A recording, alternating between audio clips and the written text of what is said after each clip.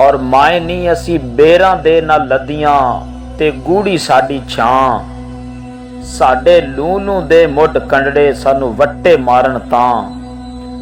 और माए नी सानू रज निनाना झिड़किया ते सस्सां रखे वैर।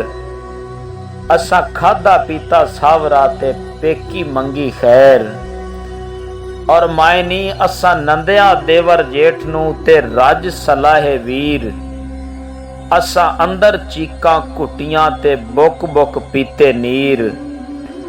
और माए नी साडे रज कुलले चालड़े असां गुन के रखी तौण।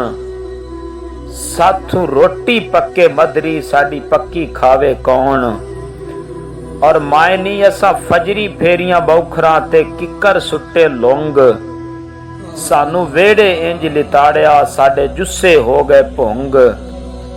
और माए नी जद होवे डीगर वेलड़ा ते कोठे बोले कां। साडे पैरी कंडा लग्या ते मुंह विचों निकलिया मां। और माए नी मैं रज कमादी हो गई ते लोकी देन मिसाल। मेरी काली हो गई चमड़ी ते चिट्टे हो गए वाल। और माए नी असी डोली विच की वड़ियां ए रोने पै गए खोर। असी जिन्नियां चुप्पां वटिए सानू रोना आवे होर।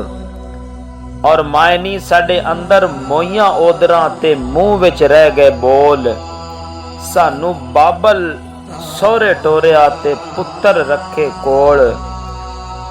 और माए नी असी बेरां दे ना लदियां ते गूड़ी साडी छां। साडे लूनू दे मुੱਢ कंडड़े सानू वट्टे मारन तां।